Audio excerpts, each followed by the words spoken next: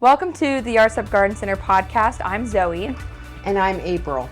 Today we're going to be talking about plant shows, from our big Orlando home and garden shows all the way to our small local events that we do. April here is our visual merchandising coordinator, and she does a lot of our designs here at the yard. She decorates for every season and holiday. And not only that, but she's a big part in our plant shows, and she has done a fabulous job with what we've gotten done so far. So April. Thank you for that, Zoe. Yeah, no problem at all. So a couple of questions. What made us decide to go into the big Orlando home and garden shows? Well, we got a call because there was a large garden center that had backed out, and we are the next largest garden center in this county, and we were asked to go ahead and fill that space. It was very challenging because we've never done anything. It was a 50 by 50 space, and we basically had to design that from absolutely nothing. So we got together with quite a few people. We decided on very large palms in our corners, a canary palm for the center, and then we designed it outward from there. Asked the landscapers to help out with placing the plants so that we could make it look landscaped in a lot of the areas. But also we had tables set up for a lot of our smaller plants, our 1 gallons and our 4 inches that we sell a lot of. And then I got to be the person that got to do the splashing of all the cute stuff with benches, statuary, fountains, and a lot more stuff. Nice. Well, what would you say, because you've helped set up for all of our Orlando home and garden shows, what would you say would be the biggest challenge for those shows, for the setup part of it? The biggest challenge is, number one, we don't want it to look like it did before. We want it to look completely different. Also, the other biggest challenge is every time that we do these shows, we have different plants that are flowering. So we have to provide plants. That's what people want to purchase, is the flowers.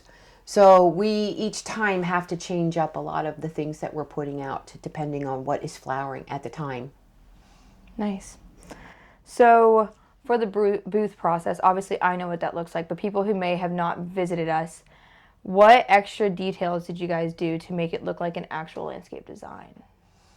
What we did was we would place the huge trees, and then we would decide on plants that might go together, colors. We wanted the larger ones in the back, and then we landscaped it where they looked smaller in the front.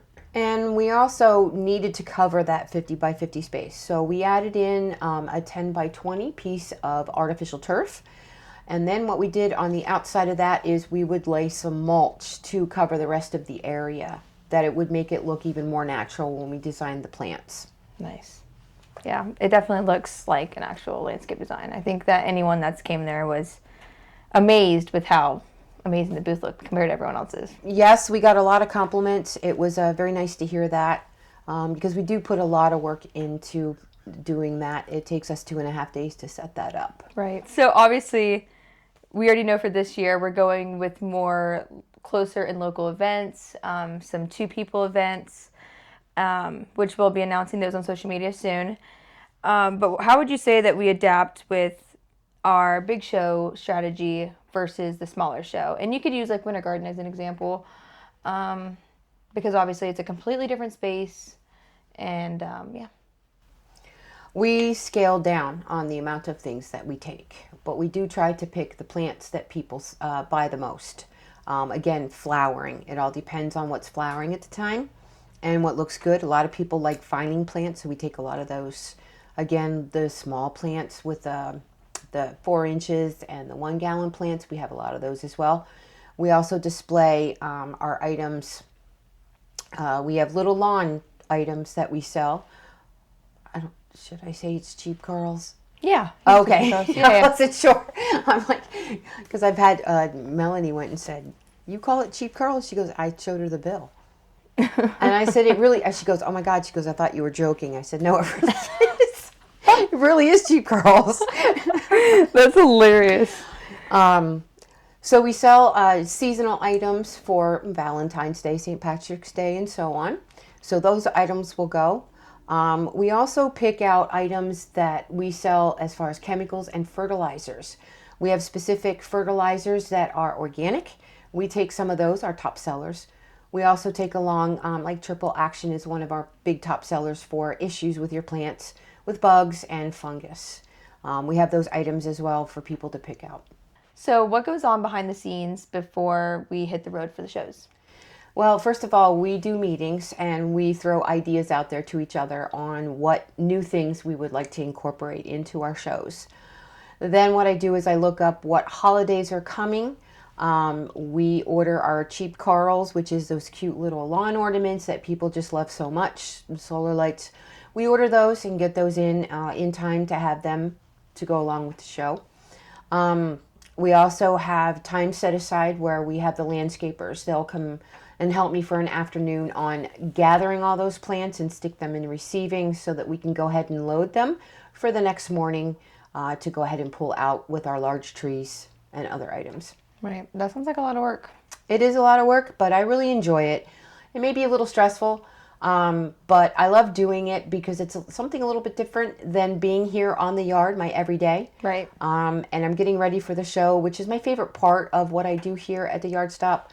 I really love, I miss doing customer service. So at the shows, that's what I do when I get there.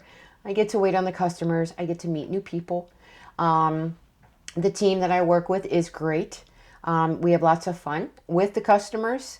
So I really enjoy that time. That's my go-to time for the shows.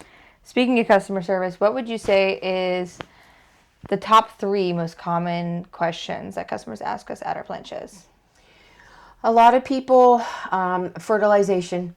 They want to know when to do it. So we have a fertilizer that we sell, Harold's, and we sell a lot of that at the shows as well. Very popular item, time released. Also, pruning is another big question that people have.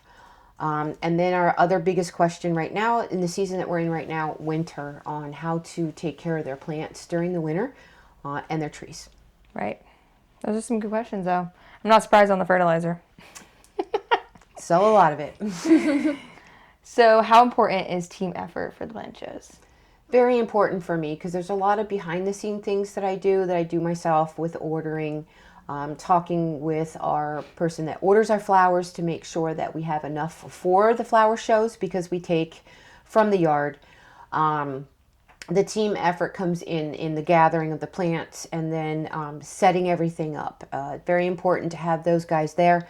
There's some heavier stuff that I can't handle, but it's also really nice to work with the landscapers because I don't get to see them much.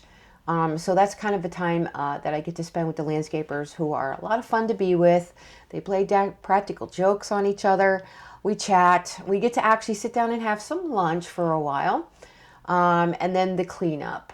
They are a very important part with the cleanup because we really have to do the cleanup in a very quick fashion so that we can get out of the space that we're in. So they are just wonderful team to work with, and I love seeing the landscapers along with the rest of the team that I work with. We just have a lot of fun. We have a lot of laughs and we all enjoy each other's company. There we go. Nice. April, I'm so glad that you were able to join us today. Thank you for asking me. I really appreciate being asked, and I really appreciate being here. Yep, I had a great time. Same here. So make sure to stay in tune. Our podcast, we post it every Tuesday at 10 a.m. on YouTube. And make sure that you check in on our social media as we'll be posting our upcoming events that we're doing for 2026. Bye.